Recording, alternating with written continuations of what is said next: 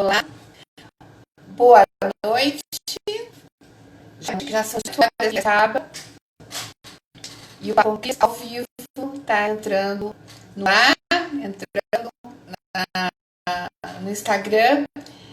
Hoje, para fazer uma entrevista, hoje é o professor Arlindo Oliveira, filósofo, professor do Instituto Federal aqui de Piracicaba, e que é pré-candidato à prefeitura da cidade. Ele é um pré-candidato do Partido dos Trabalhadores. E eu convidei o professor Adelino para a gente conversar, né? Até para conhecê-lo um pouco mais, a gente conhece um pouco a trajetória profissional dele, mas conhecê-lo um pouco mais do ponto de vista pessoal, entender um pouco as aspirações, os desejos, enfim, o que ele pensa um pouco para a cidade. E eu tenho certeza que vai ser produtivo. A Alice está me avisando que o áudio está cortando. Deixa eu ver se com... Vamos ver se com o... Vocês estão me ouvindo? Vamos ver. Agora, melhor? Melhorou o som? Ficou melhor assim? Alice. A Alice está me ajudando aqui. Ela está no controle da produção aqui. Você está me ouvindo melhor, Alice? Está cortando menos? O áudio tá bom, Mariana? Que bom.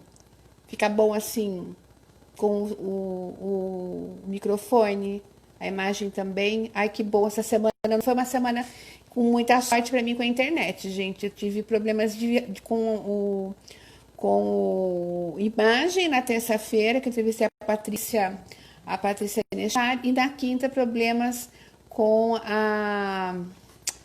o áudio. Então, vamos ver se hoje a gente tem mais sorte com o professor Adelino, né? Estou esperando o professor Adelino chegar aqui. Ele me mandou uma mensagem. Vamos ver se o professor entra aqui. Penélope, presidente do Partido dos Trabalhadores, bem-vinda. Prazer ter você aqui com a gente. Estou aguardando o professor Adelino chegar para a gente conversar. Vamos lá, professor Adelino. Gente, eu queria, enquanto o professor vai entrando, eu queria ler você um pouquinho sobre o perfil do professor. Ele é professor do Instituto Federal de Educação, Ciência e Tecnologia de São Paulo, aqui no campus em Piracicaba. É filósofo, mestre em Ciências da Religião, pela PUC de São Paulo, e é doutor em Filosofia pela Universidade Católica Portuguesa e pós-doutor pela Exalc USP, e coordenador do curso de pós em Educação em Direitos Humanos aqui do Instituto Federal. Eu estou achando que o professor ele está me chamando aqui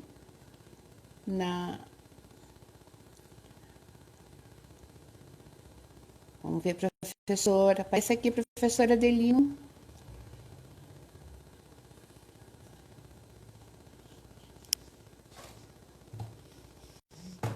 Daqui a pouquinho ele aparece. Vamos ver. O professor já está vindo.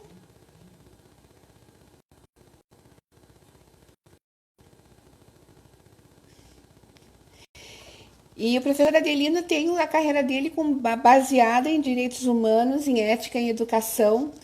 Está aqui na cidade desde o ano 2000. E a gente vai conversar um pouquinho com ele sobre como ele vai, né? Como foi essa chegada dele em Piracicaba.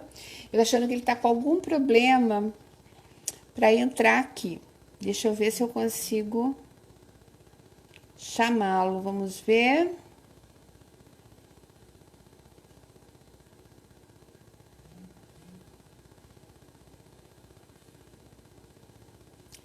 Vamos ver o professor aqui.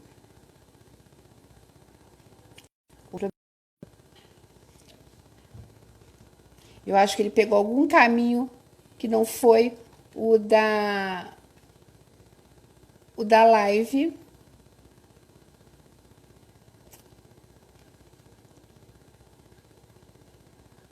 Ele está me chamando no direct, mas ele não entrou na live. Vamos ver, professor. Força, professor Adelino, vamos lá.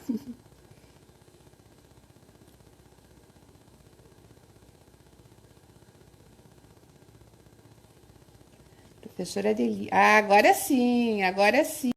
Agora temos professora Adeli.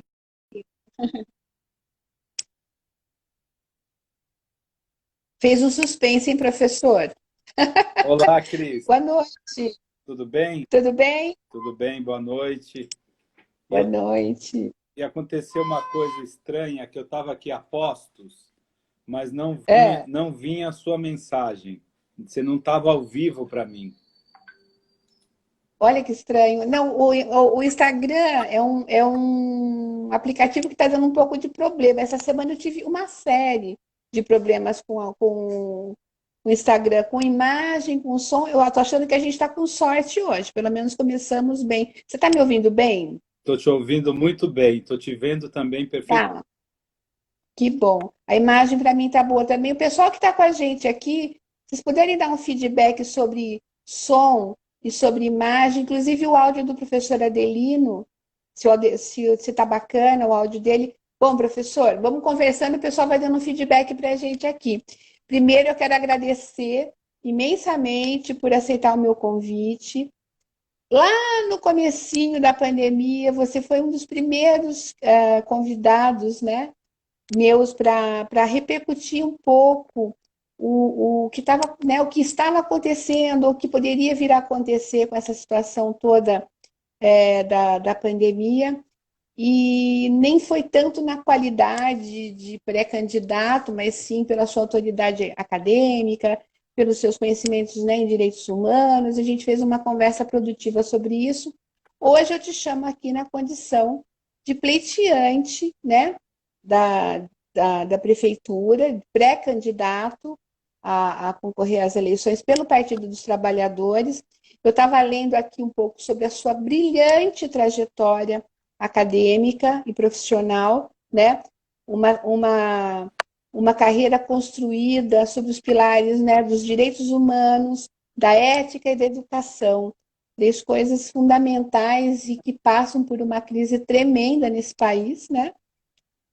E aí eu pergunto a você o seguinte: você tem uma carreira aí de quase 30 anos, está me ouvindo? Deu uma carregadinha aí? Estou ouvindo, estou ouvindo. Em É que que, em que altura dessa sua jornada, né, na área acadêmica tão brilhante, com pós-doutorado, doutorado fora do Brasil, em que momento dessa carreira você percebeu que a política deveria fazer parte da sua vida? Justo nesse momento em que há um desgaste violento do fazer política, né? Da imagem da classe política.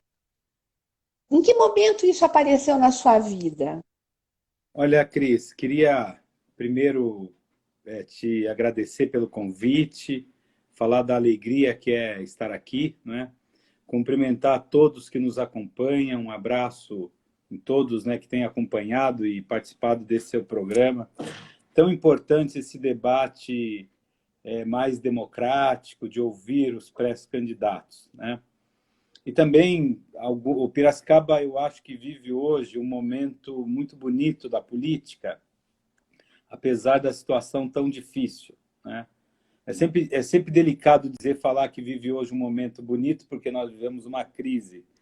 Mas, politicamente, hoje nós temos boas pré-candidaturas em Piracicaba.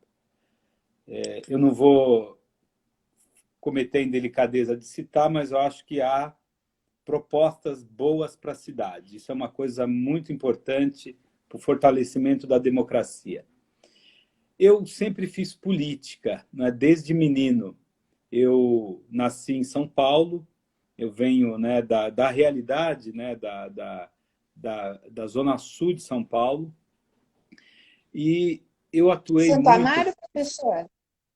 Hã? Santo Santo Amaro, Santo Amaro? Amaro, Santo É, Amaro. Mas a eu minha morei avó morava em Santo Amaro. em Santo Amaro. Mas Aham. acontece uma questão muito importante, que a minha atuação sempre foi via igreja.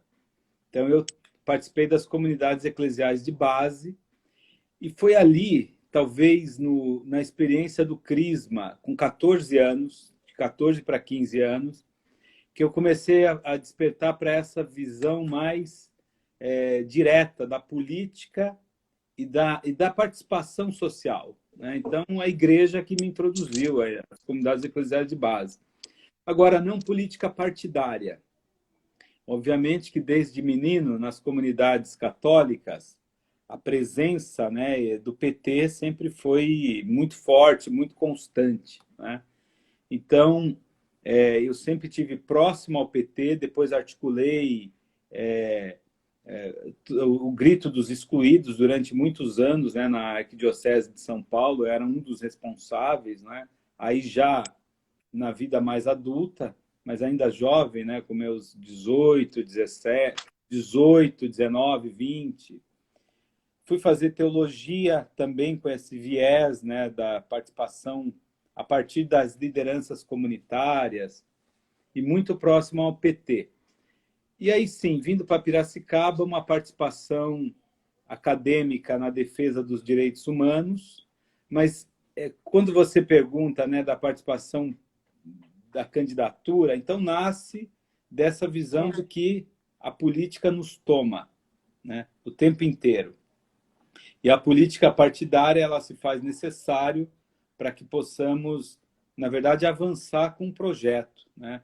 Eu passei a compreender que só é possível a transformação social na medida em que nos embrenhamos, né, para a disputa partidária. É preciso disputar o poder, mas o poder como possibilidade de construção, não o poder como benefício pessoal. Não sei se eu respondi, mas acho que é importante colocar esse panorama. Respondeu.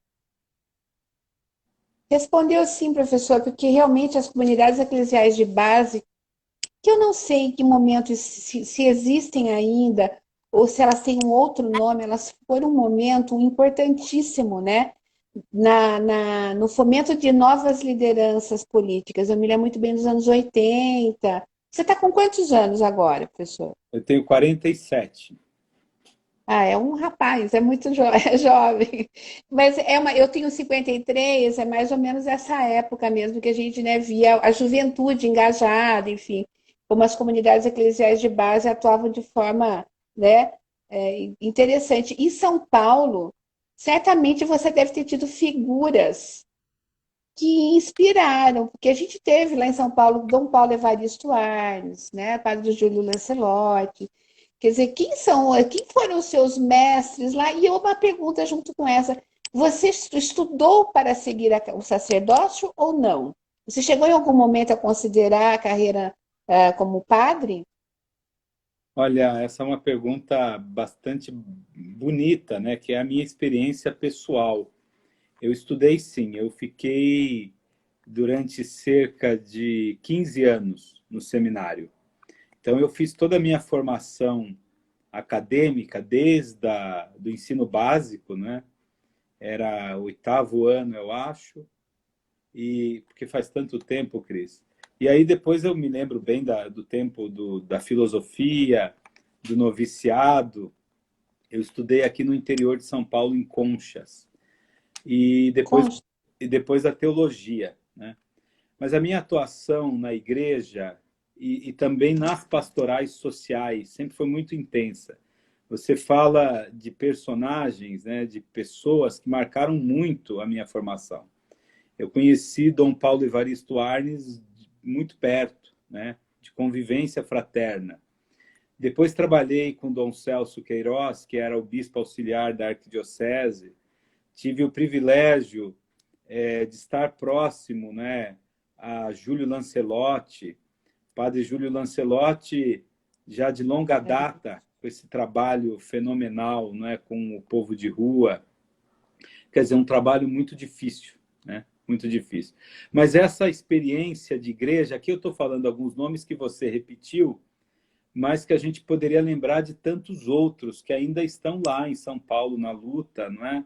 E que acabaram não se tornando tão conhecidos, mas que marcaram a experiência formativa. E essa visão, eu acho que talvez a síntese de tudo isso, é essa visão de que a experiência religiosa nos leva a um olhar sobre a sociedade. E é uma visão, né, uma proposta, um projeto social, né? Então, eu era da região Ipiranga, quando a minha última atuação em São Paulo, né? E na região Ipiranga trabalhava com Dom Celso Queiroz, e nessa linha da semana, a gente chamava de Semana Sociais da Igreja, onde se discutia os graves problemas, né, as dívidas sociais. Então, é um pouco essa a minha referência, né? A minha referência do ponto de vista da praxe, da experiência religiosa, mas também do envolvimento pastoral. Depois tem uma outra experiência que se soma, que é a experiência acadêmica. Então, no seminário eu fiz filosofia e teologia. Eu saí no último ano, um pouco antes, né, do último ano já para a ordenação, né? E depois fui fazer o mestrado, doutorado, e o pós-doutorado, meu pós-doutorado eu fiz aqui em Piracicaba, na Exalc, né? Mas não morava aqui ainda. Morava. Já o mestrado, Já morava. eu vim para Piracicaba no ano 2000, exatamente em 2000. Esse ano são 20 anos de Piracicaba. Professor, e Piracicaba entrou na sua rota? Bom, eu queria que, antes de chegar em Piracicaba, porque chegar em Piracicaba é um marco para a gente, nós vamos conversar sobre isso. Você fez o seu mestrado na PUC de São Paulo, uma grande instituição de ensino, né, reconhecida internacionalmente. E o seu doutorado em filosofia você fez em Portugal, é isso? Você morou em Portugal? Eu fiz o mestrado, eu fui durante muitos anos professor do Dom Bosco, né, aqui em Piracicaba. Aliás, eu vim para Piracicaba, a gente vai falar disso, né, mas uma questão é o convite para o trabalho. E depois, então, eu fiz o mestrado quando eu estava no Dom Bosco. E o meu doutorado, porque aqui em Piracicaba eu tenho talvez 3 referências, hoje mais outra, né? Primeiro, o período do Dom Bosco, e junto com o Dom Bosco eu trabalhei, dei aula no Instituto São Fidélis, dos frades capuchinhos. Tinha lá um curso interno de filosofia que depois se desmanchou. Concomitante, desde 2000, a vida me traz experiências profundas em Piracicaba, entre elas a amizade com o Frei Augusto Giroto. Então, o Frei Augusto me convidou para assumir as aulas no São Fidélis e, ato contínuo, me convidou para assumir aulas de teologia no curso de teologia da Diocese. É um grande curso. Então, são 20 anos que eu estou como assessor, né, no curso de teologia. E nesse período eu comecei, então, depois do mestrado, eu comecei o meu doutorado, né? Passaram-se alguns anos, né? E eu comecei o doutorado. E o doutorado eu fiz em Portugal, mas não que eu morei lá o tempo inteiro. Eu fazia os créditos no contraperíodo, então tinha períodos que eu ficava outubro, novembro, dezembro, janeiro, voltava em fevereiro, e depois voltava nos períodos de férias, né, de julho, e sempre férias mais longas, né? Então eu fiquei em Portugal indo e voltando, porque a minha família não foi. A Maria Tereza, minha esposa, nós tínhamos planos, inclusive, de ficar um período em Portugal, mas aí veio a gravidez da Débora, né? Então, nesse período, quando a Débora ainda era pequenininha, eu ia para Porto, para Braga, né? A gente descia em Porto, e foi uma experiência fantástica, mas também complicada, né? Porque eu estava longe, passava períodos lá e períodos aqui. Imagino. Professor, você está me vendo bem? Perfeitamente, estou vendo e ouvindo. A sua imagem está um pouco distorcida para mim. Eu estou temerosa que a internet comece a entrar, mas acho que quem está nos assistindo, quem está nos vendo, por favor, vá dando um ok se imagem e som estão chegando ok, porque eu estou meio ressabiada com a internet essa semana. Professor, você deu aula no Dom Bosco? Como é que Piracicaba entrou na sua vida, então, por meio de um convite do Frei? Não, na verdade, a minha esposa, ela passou no concurso da prefeitura, ela é assistente social. Ela passou em primeiro lugar. Ah, ok. E ela veio, então começou a vinda para Piracicaba por ela, né? E em seguida, o Padre Toninho, que é muito ligado à Pastoral da Juventude, me convidou para assumir algumas aulas no Dom Bosco. Ato contínuo, o professor, o Frei Augusto, me convida também no mesmo momento. Então, eu começo no Dom Bosco e depois de 6 meses começo nos Frades Capuchinhos e na Diocese. Então, tudo aconteceu no ano 2000. Né? O ano 2000 é quando eu começo, janeiro, fevereiro, assumo aulas no Dom Bosco, depois em julho, agosto, eu acho que até antes, Cris, porque, na verdade, o Leopoldo Belmonte se torna secretário da Educação no governo Machado. Isso, Né? isso. E aí eu assumo as aulas do Leopoldo, tanto no Dom Bosco quanto nos Frades. Né? Depois fui ser colega do Leopoldo nos Frades. O Léo, que foi também padre, né? O Léo chegou O Léo, sim, a ser sacerdote, né? Se eu não me engano. é, Eu fui colega do Léo também. é padre da diocesano, trabalhou com o Dom Pedro Casaldário. Isso, Então, o fantástico, Leopoldo tem uma experiência social, pastoral, maravilhoso. maravilhosa. Ele e a Vera, a esposa dele também, né? Você trabalhou em alguma administração do PT antes de vir para cá ou aqui ou não? Nunca trabalhei com o PT em administrações. Eu, na verdade, em São Paulo, eu era professor. A minha trajetória, ela tem uma certa, eu diria assim, profissionalmente eu começo a dar aula, porque eu trabalhava enquanto estudante no seminário. Nós tínhamos um colégio, né? Então, no colégio, nós tínhamos uma dinâmica, mas aí era com os padres salvatorianos, amigos queridos, né? E quando eu saio do seminário, aí sim eu vou dar aula em colégios religiosos, né? Em São Paulo. Então eu já venho direto para as instituições católicas, mas aí é o processo de saída do seminário. Imagina que eu fiquei praticamente 15 anos, né? Então a minha experiência profissional era uma experiência de agente de pastoral dentro da igreja, né?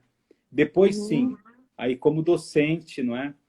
É importante dizer que em 2014 eu passo no concurso federal, saí do Dom Bosco em 2012, 2013 eu vou defender o meu doutorado, e 2014 eu entro no Instituto Federal também por via concurso, né? Prestei um concurso, uma única vaga e passei, né?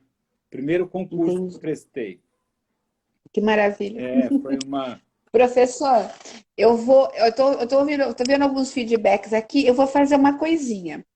Eu vou tirar você daqui da sala e vou trazer de volta. Fica aí. Vou te chamar de novo para ver se melhora um pouquinho a sua imagem, que ela está um pouco pixelada. O áudio tá bom, mas vamos ver se melhora um pouquinho. Eu vou pedir para o pessoal continuar com a gente aqui rapidinho enquanto eu faço isso.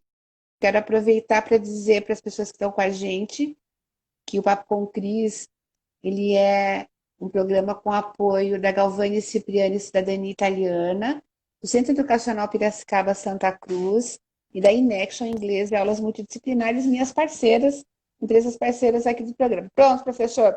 Voltou bem. Vamos ver se vai manter. Ele vai ficando meio granuladinho, sabe? Professor, quais foram as primeiras impressões que você teve de Piracicaba quando você chegou aqui? Você Olha, olhou essa terra, você falou, ô que Cris, é esse daqui? você sabe que eu já conhecia muito Piracicaba, né? Quando eu era... É, Primeiro, eu fiz o meu tempo, né, de ensino médio aqui na cidade vizinha, próximo, né, Conchas. Então, era muito comum estarmos em Piracicaba para celebrações, para atividades, para passeios, né? E depois eu vim a Piracicaba para uma atividade, eu acho que eu tinha uns 15 anos, e era uma atividade com os padres xaverianos, então já conhecia a cidade. Agora, quando eu volto a Piracicaba já no mundo adulto, né, já como adulto e profissional, eu me impressionei muito, primeiro, com a beleza da cidade. Há uma cena que eu não esqueço, que é estar na Rua do Porto, olhando ali o engenho na Ponte Pêncio. Depois eu fui saber que a Ponte Pêncio é uma das obras, né, do Machado, aquela beleza daquela ponte, não é? E o próprio Isso. engenho que o Machado fez todo o trabalho. Eu já estava em Piracicaba no processo de desapropriação. Mas Piracicaba é uma cidade que impacta pela beleza, pela cordialidade, as pessoas sempre muito gentis, né? O piracicabano tem uma característica bonita, que é ser acolhedor e querer saber. Essa conversa que nós estamos tendo aqui, eu tive com muitos amigos, porque eu já comecei com uma entrada profissional. Então, entrar no Dom Bosco, não é, nos dois colégios, depois eu sou um dos fundadores da Faculdade Dom Bosco, junto com o professor Stella, querido professor Stella. E nesse cotidiano de relações, então, eu fui muito bem recebido, né? E foi uma experiência, tanto é verdade, que eu tenho 3 filhas, né? E a relação com a cidade, ela foi se enraizando, né? As minhas filhas nunca quiseram ir para São Paulo, a gente não pensou nunca, não cogitou em voltar, mesmo em momentos profissionais de ofertas e de possibilidades, porque Piracicaba nos deu relações afetivas, nos deu um espaço, né, do ponto de vista da discussão política da cidade, e nos deu aquilo que na filosofia a gente chama do lugar da polis, né? Onde você se encontra enquanto pessoa mesmo. Porque nós não somos seres isolados, nós nos realizamos num contexto social, num ambiente, e isso foi sempre marcante aqui na cidade. Olha, olha, a Rosane Grisotto, que está com a gente aqui, ela pergunta se suas filhas nasceram em Piracicaba. Suas filhas são piracicabanas? Olha, minhas filhas são piracicabanas, não no sentido de nascerem, porque o meu plano de saúde é de São Paulo e minha mãe mora em São Paulo. As 3 filhas, né, na verdade, nasceram em situações, as 2 primeiras. A primeira nasceu antes de eu vir a São Paulo, nós estávamos lá. Ela veio para cá com 6 meses, a Esther. A Laila nasceu no período do mestrado. E ela teve, então a gente teve em São Paulo, porque eu ia muito para São Paulo, minha sogra mora em São Paulo, e nós íamos para São Paulo numa condição muito interessante, que estávamos aqui eu e a Maria Tereza. Então, quer dizer, a base familiar toda em São Paulo. Então, ter os filhos em São Paulo foi a mais nova por uma questão muito específica, né? Que é essa nós teríamos aqui, mas foi detectado no útero um probleminha de má formação e o médico daqui recomendou ir para São Paulo. Então, ela teve que ir para São Paulo. Uhum. Então, aquela que nasceria aqui teve condições adversas, né? Mas essa questão de ter a família em São Paulo nos colocou numa outra condição em Piracicaba, que é a relação profunda com os amigos, né? Quem é mãe e pai sabe o que é criar 3 filhos num contexto de você não ter o aporte da família mesmo, né? É isso mesmo. E essa coisa de nascer nesse solo ou não, eu, por exemplo, eu nasci em Rio Claro, mas eu vim para cá com 4 meses no colo da minha mãe, quer dizer, no quarto centenário de Piracicaba, eu já estava em Piracicaba, então desde lá eu já estou aqui há 53 anos, então eu me considero uma piracicabana, não tem como, né? Então, suas filhas, apesar de não terem nascido aqui por uma questão prática, elas estão, né, estudam aqui, enfim, estão aqui já com o pai já desde, né, Ô, Cris, desde sempre. mas deixa eu colocar uma questão que eu acho que é importante, não é? E é bonita também. Pois é. A minha esposa, Maria Tereza, ela nasceu em Jaú. A família é de São Paulo, mas a família Martins de Carvalho, ou Amaral Carvalho, é uma família antiquíssima de Jaú. E tem uma ancestralidade que remonta à fundação de Piracicaba. Então, nós não nos sentimos, eu gosto de dizer isso, não nos sentimos forasteiros, né? A tataravó das minhas filhas, da minha esposa, não é? Como é que fala? A tataravó da minha esposa, a tataravó, não é, das minhas filhas, é uma das fundadoras, né? Está aqui na origem da cidade. Então Olha que legal. tem uma história de vínculo com Piracicaba profundo. Nós tivemos um encontro.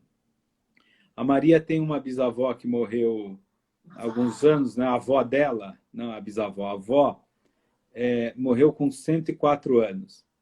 E teve uma celebração de 100 anos, e nós estávamos lá com toda a família, e tinha uma das primas, já idosa, né, com quase 100 anos também, que viveu a vida inteira em Piracicaba, numa casinha, aqui na rua Boa Morte. E ela falava do orgulho de estar dessa memória das origens da família. Bonito isso, Aham. né? Eu quero. Olha, nós temos aqui várias pessoas na nossa sala, né, acompanhando a nossa entrevista. E o Storel está aqui, que delícia, né? Ver pessoas assim, a Rosane Grisotto, o Ronaldo, muita gente, né, aqui nos acompanhando, a Fátima Muniz. Eu quero dar um beijo a todos eles, agradecer, Paulinha Deda, Lu, tem muita gente bacana passando por aqui. E eu quero dizer o seguinte, que essa entrevista é um bate-papo mesmo, para, inclusive, eu conhecer um lado mais pessoal do professor Adelino. Plano de governo, propostas do que ele quer para Piracicaba, a gente vai ver lá na frente, isso vai ser exaustivamente falado, mas eu sinto uma necessidade, professor, pela sua gentileza, pela sua linha de trabalho, um homem que se dedica ao estudo da filosofia, que se dedica ao estudo dos direitos humanos, que tem uma ligação com a religião, é uma personalidade interessante, é isso que eu quero trazer para as pessoas que estão nos assistindo. Então, não é uma entrevista sobre propostas de governo. É uma entrevista sobre essa pessoa que está aqui dividindo a tela comigo, com quem eu estou tendo um grande prazer de conversar e saber coisas que, às vezes, né, nos encontros a gente não consegue saber. Então, é uma oportunidade muito bacana e quero de novo agradecer ao professor por estar aqui com a gente. Nós vamos continuar a conversa. Eu vi aqui, professor, logicamente eu estou pesquisando, né, pesquiso sobre você e pesquisei para a gente ter essa conversa. Você tem um livro com quem você imagina que o conteúdo, né, tem a ver com esse título, seja essa sua visão né, da religião, caminho. A gente tem muita dúvida hoje, né? A gente vê a juventude muito perdida, e a igreja sempre foi, seja ela, né, de que denominação for, ela sempre foi uma forma de dar parâmetros, de dar sentido ético, né? Eu queria que você falasse um pouco sobre essa obra, sobre essa sua ligação com a juventude, isso sinaliza para uma coisa muito interessante. Nossos jovens precisam, né, de um norte, precisam. Fala um pouquinho sobre esse seu olhar para a juventude, especialmente do ponto de vista do espiritual. Você está me ouvindo? Acho que travou. Eu estou te ouvindo. Deu uma travadinha. Vou fazer uma coisa, ó, eu vou de novo tirar. Ele está começando a querer travar. Eu vou sair e entrar de novo. Olha o tutorial aqui. Um grande beijo para ele, que é um dos homens que eu mais admiro nessa vida. Grande ser humano, grande pessoa. Antônio Oswaldo Storel. Olá, Cris, voltamos? Oi, voltou. Ele trava, aconteceu isso numa outra. Tra... Você Mas está pergunta, confortável hoje. você pergunta sobre o livro Um Caminho Espiritual para Jovens, né? Uma das atuações que eu sempre tive, e é um tema que eu defendo muito, é o trabalho com a juventude. Eu entendo que a juventude é a base para você construir uma outra sociedade. Aliás, a juventude é o caminho para desenvolver a nossa humanidade, né? Preciso por isso que nós não vamos falar de plano de governo, mas um dos temas centrais é a educação, né? Nós queremos que Piracicaba se torne uma cidade educadora. Mas esse livro, especificamente, eu escrevi em 2013. A construção dele começou em 2012, mas em 2013 aconteceu no Brasil a Jornada Mundial da Juventude. Me E foi um lembro. trabalho que nós tivemos, né, no Rio de Janeiro, com a presença do Papa Francisco. Foi algo maravilhoso, né? E eu fui convidado para fazer esse trabalho desse livro. Esse livro eu faço em parceria com o querido Padre Toninho. O Padre Toninho, que é aqui da região do Sônia, né? Como ele é salesiano, ele era o diretor de pastoral. Isso eu o conheci no ano 2000. Ele já não estava mais em Piracicaba, mas ele se tornou o assessor nacional da Pastoral da Juventude nível do Brasil. Então, ele estava em Brasília. E aí veio a ideia desse livro. A gente tinha muito material. E esse livro tem uma beleza, porque ele vai resgatar a experiência da tradição das catacumbas, que é aquela igreja que vivia, que era proibido, né? Aquele momento que o cristianismo ainda não podia aparecer. Uhum. Então, eu faço uma pesquisa sobre a simbologia, né? Os símbolos das catacumbas. E aí nasce esse livro bonito. Esse livro teve uma circulação maravilhosa, a gente teve mais de 3.500 exemplares, né? Está sendo discutido agora por algumas editoras que estão querendo republicá-lo. Então, a gente só não tem tempo de fazer o que ela quer ampliar, né? E nesse momento é impossível pensar em ampliar, mas tem uma proposta. Mas o importante desse livro é isso, que você já acenou. O trabalho com a juventude numa perspectiva de potencializar essa humanidade que pulsa, né? E que pode ser canalizada para a construção de uma outra sociedade, né? Cheia de esperança. É o que a gente acredita. Professor, você é membro pesquisador do Observatório da Criminalização da Pobreza e dos Movimentos Sociais. Você continua sendo, isso eu peguei no teu currículo Lattes, né? Você continua sendo membro desse observatório? E a temática é uma coisa fabulosa, né? Não posso fazer uma brincadeira? Ficou... Estou te ouvindo. A brincadeira é que o currículo ele é bastante fidedigno, viu? Não tem nada ali de fake, né? Sim, Lattes, né? Na verdade, eu tenho pesquisado no campo dos direitos humanos, né? Desde eu sou um dos articuladores, né? Sempre trabalho em conjunto, mas eu coordenei o grupo que pensou um projeto de curso de extensão, de especialização em direitos humanos. Então, nós temos aqui em Piracicaba o primeiro curso de especialização, lato sensu, né, em direitos humanos do Instituto Federal do Brasil inteiro. Então, nós começamos aqui. E quando eu fui fazer o meu pós-doc, eu fiz aqui na Exalc. É uma pesquisa com jovens, né, em comunidades aqui em Piracicaba. E eu conheci o professor Adalmir, que foi o meu, não é orientador, ele foi o meu supervisor no pós-doc. E nós ficamos amigos e ele me convidou para fazer parte desse núcleo, que reúne hoje Instituto Federal, Exalc, né, Instituto Federal, Exalc USP e a UFSCar. Então, nós temos 3 núcleos de pesquisadores, né, que trabalham esse tema da criminalização da pobreza e dos movimentos sociais. É um tema difícil, tem uma ligação direta com a defesa dos direitos humanos. Né? É um tema difícil porque nós vivemos num país marcado por essa situação. Nós acabamos de presenciar o desembargador que dá carteirada, né? Esse princípio da desigualdade. Então, esse tema ele vai na linha de fazer a denúncia de situações onde os movimentos sociais não são vistos criminalizados, né? O fato de você... Pois não. Desculpa, professor, é um momento, acho que um farto material a ser estudado, né? Cada vez nós temos mais material, mais ocorrências a serem estudadas e analisadas nesse aspecto, infelizmente, no Brasil, né? A criminalização, né, dos movimentos sociais,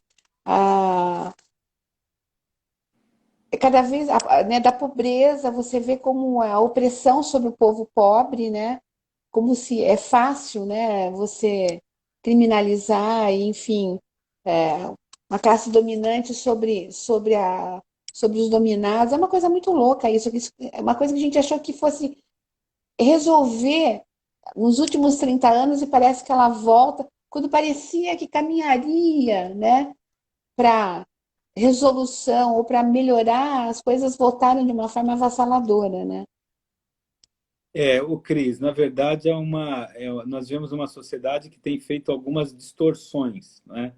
Entre elas, a ideia de que o pobre é pobre porque ele é criminoso, porque ele não trabalha, não consegue fazer a leitura da pobreza como fruto de uma construção desigual, né? Uma construção, inclusive, perversa.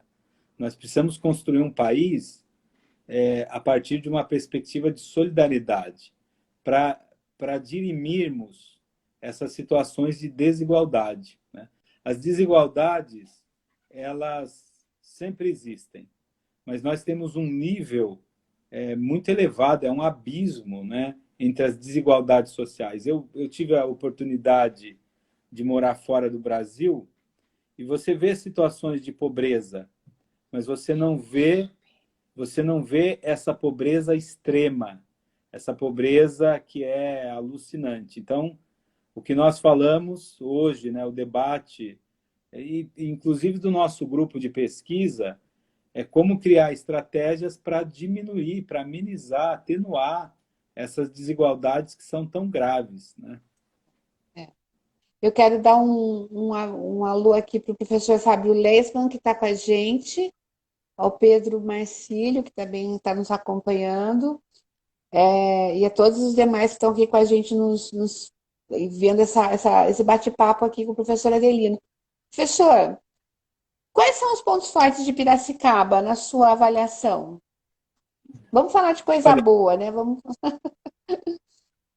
olha, são tantos pontos fortes. O primeiro, sem dúvida nenhuma, a cultura. Piracicaba é um centro de referência, é um celeiro de produção cultural. Aliás, isso sempre me impressionou, desde o primeiro momento. Eu acabei não falando aqui, mas desde 2005 eu sou assessor, tenho assessorado, trabalhado com o Grupo Guarantã, especificamente com a Paixão de Cristo, que é um espetáculo. Uhum. Eu acho que quando eu vim a Piracicaba, em 2000, foi um dos primeiros espetáculos que me impactou, né? E depois tive o prazer de ter o Hugo Pedro como aluno, e me convidou para começar um trabalho de dar oficinas de teologia, de preparar, né? Quem era o diretor, olha quem eu conheci, o Carlos ABC. Então foi uma alegria, eu acho que esse é um ponto forte, né? A cultura é o centro da vida da cidade. E esse é um tema que a gente precisa fortalecer, expandir, não é? Uma outra, eu diria assim, um outro ponto forte da cidade é a sua paisagem. Piracicaba é uma cidade bonita, é uma cidade que impacta, né? O rio, o engenho, todos os símbolos da nossa história, né? Então, eu acho que esse é um ponto. Quando a gente vai até alguns bairros, como Santa Terezinha, Santa Olímpia, Monte Alegre, esses bairros que têm uma história, todos os bairros têm uma história, mas esse que tem muito demarcado essa paisagem, né? Um outro ponto forte de Piracicaba que é impressionante, a presença das universidades e o que elas representam aqui do ponto de vista da pujança da cultura, da educação, e aí a gente tem que colocar a educação como um ponto fundamental, não é? E aí eu queria pensar que, além das universidades públicas, a gente podia elencar, a gente tem, é uma cidade próspera, né? A USP com a Exalc, a Unicamp com o curso de odontologia, a própria FUMEP, né? Que tem toda uma dinâmica de autarquia. A FUMEP, eu estou pensando na EEP, né? E aí o Sim. Instituto Federal, a FATEC, e aí as privadas, universidades, a gente tem na história da Unimep, que é... Aliás, eu conhecia a Unimap, muito antes de vir a Piracicaba, tamanha importância, né, como um centro de produção de conhecimento. Nos entristece a crise que a universidade passa, né? Uma pena mesmo.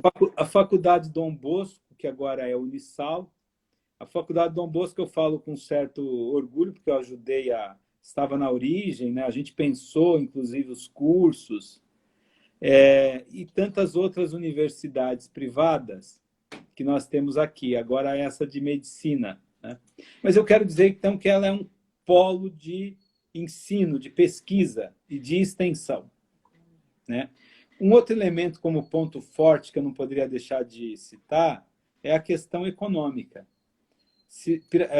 Há quem diga, né, que Piracicaba o grande uma analogia ao Vale do Silício, do ponto de vista da inovação tecnológica. Aqui tem uma dinâmica de inovação, as grandes indústrias e o Parque Tecnológico de Piracicaba. Mas essa questão da indústria, uma característica importante da nossa cidade é a diversidade. Então, se nós temos a questão das usinas, né, mas não é só a usina que é Piracicaba. Esse é um ponto forte da economia de Piracicaba. Essa visão estratégica, diversificada, nos coloca, no momento de crise, numa certa vantagem, né? Mas eu queria falar de um outro ponto, que talvez seja o mais impressionante da nossa cidade, e que tá presente em tudo isso, que é o povo piracicabano, né? O povo piracicabano que é marcado... Travou, professor. Defendi isso. Você travou? Professor, Voltou? travou um pouquinho. Vamos fazer de novo uma entra e sai. Espera um pouquinho só. Gente, fica aqui. Tá Eu bom. vou remover o professor Adelino e já vou trazê-lo novamente para melhorar essa conexão. Vamos lá.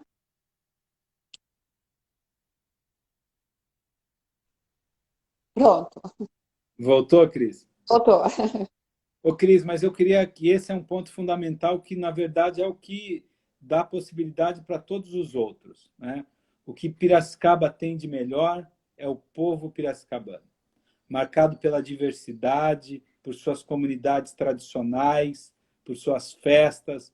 Eu comecei com a cultura, mas o motor da educação, da cultura, do desenvolvimento, da beleza, inclusive geográfica, mas também a beleza arquitetônica que a cidade foi sendo construída, é graças ao seu povo, né? Então, esse é a grande força da cidade. Agora eu vou pedir para você deixar de lado a sua modéstia. Eu perguntei dos pontos fortes de Piracicaba. Eu queria que você fizesse uma autoanálise sobre os seus pontos fortes, porque você está pleiteando ser prefeito de uma cidade com essa dimensão, com essa grandeza cultural, com essa grandeza na produção científica, econômica, né? Você reconhece aqui os valores da cidade. Certamente você tem as qualidades, né, que a cidade precisa. Eu queria que você dissesse aqui quais são as qualidades, né, os seus pontos fortes para conduzir a cidade, né, eventualmente, caso você venha a vencer as eleições. Quais são as qualidades principais do professor Adelino? Você sabe que essa questão é difícil falar de si mesmo. Eu, Eu sei que é. eu sou de formação franciscana, né? E a gente sempre aprende o valor da humildade. Mas eu vou aqui fazer um esforço. Acho que uma das contribuições da minha candidatura é justamente de uma visão profundamente democrática de liderança, né? Eu fui coordenador, né? Dirigi muitos projetos de pesquisa e sempre com essa perspectiva democrática. Acho que essa é uma força, é uma característica importante, principalmente nesse contexto em que, né, nos ronda, nos assombra. Eu sou profundamente democrático. Eu acho que uma outra característica que tem a ver com a minha trajetória formativa, não é? Que é a formação intelectual sólida. Então, quer dizer, eu sou pós-doutor e eu sei que isso não é uma condição comum na realidade brasileira. Ainda mais você tendo a oportunidade de ter estudado em grandes universidades, não é? Uma outra característica, eu acho que essa é muito relevante, que é a capacidade de aglutinar pessoas e de liderar. Eu coloquei lá a questão democrática, mas eu tenho a capacidade de tomar decisões quando são necessárias, ouvindo a todos, né? Na minha experiência como professor, como gestor, como coordenador, foi sempre marcada por essa postura de decisões discutidas democraticamente, mas assumidas de maneira firme quando necessárias. Então, quando necessário, essa postura de liderança e dentro da liderança, de conciliar. Eu sou um homem do diálogo, né?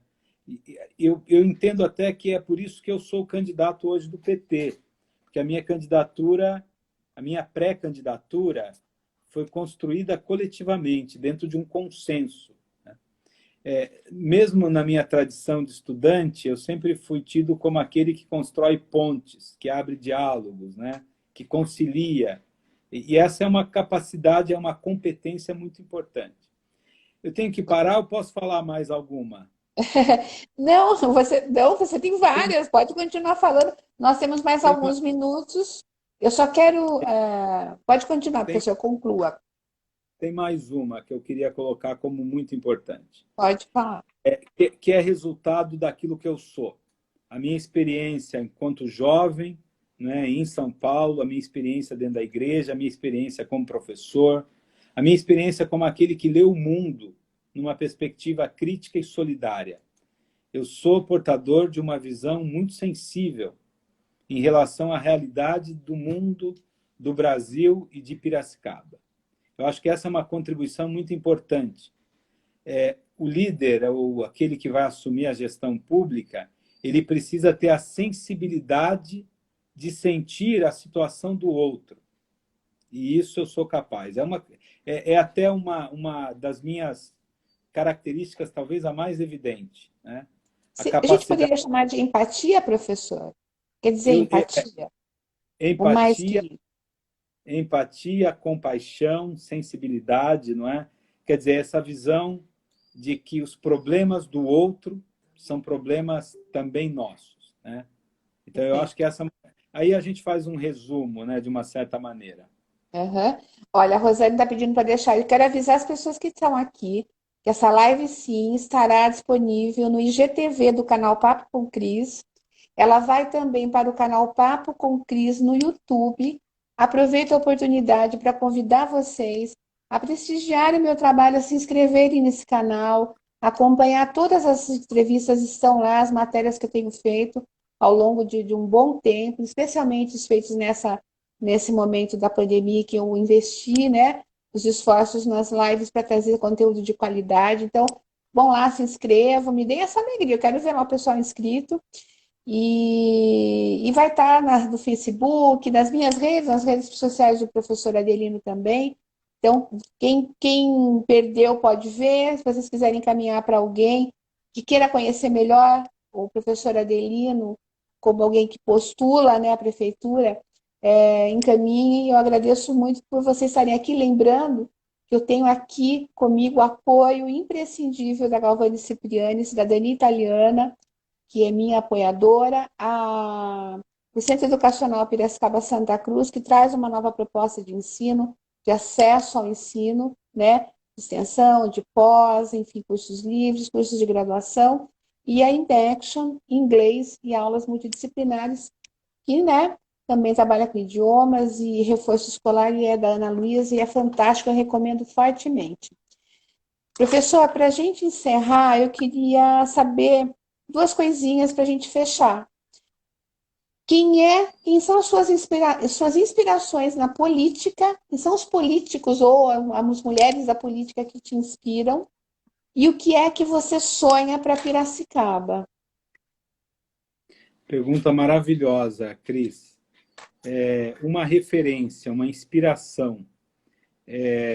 a deputada federal Luísa Erundina, né, que é uma amiga pessoal, tive a sorte na vida desde menino de conhecê-la, a dedicação, a entrega, não é? E uma outra inspiração fundamental é o José Machado. Eu conheci o José Machado há cerca de 5 anos, né? Tenho aprendido com ele o quão necessário é esse envolvimento com os temas profundos da cidade. O José Machado é um homem, é um defensor ardoroso da democracia. E tem uma coisa interessante, estou citando 2 nomes aqui, até porque são 2 pessoas que se conhecem e que são amigos, né? E são referências muito imediatas. Eu poderia citar muitas referências do ponto de vista teórico, de leituras, poderia falar de Dom Paulo, né? Mas essa referência da Luísa Erundina e do José Machado me dá o sentido e a direção de que a política se faz também com o coração, né? A política é o espaço do sonho. Quando você pergunta aí qual é a sua visão para Piracicaba, o tema que nós temos defendido, Cris, é o direito à cidade. Piracicaba é uma potência. Eu não estou dizendo do ponto de vista apenas econômico, que ela também é uma cidade pujante. Ela é uma potência cultural, ela é uma potência de gente, ela é uma potência de ideias, né? Ela é uma potência que pode irradiar para pensarmos um outro Brasil. Agora, Piracicaba enfrenta problemas muito graves, problemas de moradia.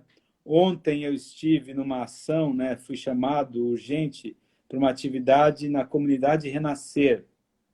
Nós temos enfrentado o crescimento de comunidades de favela. Nós temos uma periferia que está crescendo muito. Então, esse é um grande desafio. Como nós vamos trabalhar, como nós vamos construir uma cidade para todos.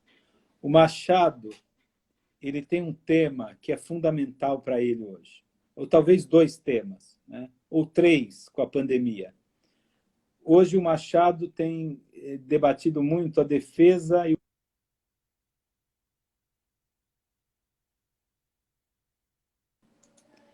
ele tem discutido a questão da sustentabilidade. E ele tem debatido o tema da democracia. São temas, são eixos inspiradores, né?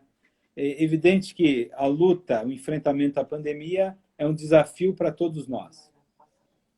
Agora, além do desafio da pandemia, que nós vamos superar, nós temos que fortalecer a democracia em nossa cidade. O fortalecimento dos conselhos, essa visão democrática, né? Agora, como pensar o nosso desenvolvimento social sem atrelar isso a uma leitura de sustentabilidade? Nós precisamos reduzir as desigualdades econômicas na nossa cidade, porque nem todo mundo pode viver em condomínios, né? Como é que nós vamos desenvolver um projeto para a população que está lá nas periferias? Nós temos uma visão disso. Então, o nosso sonho é uma Piracicaba democrática, onde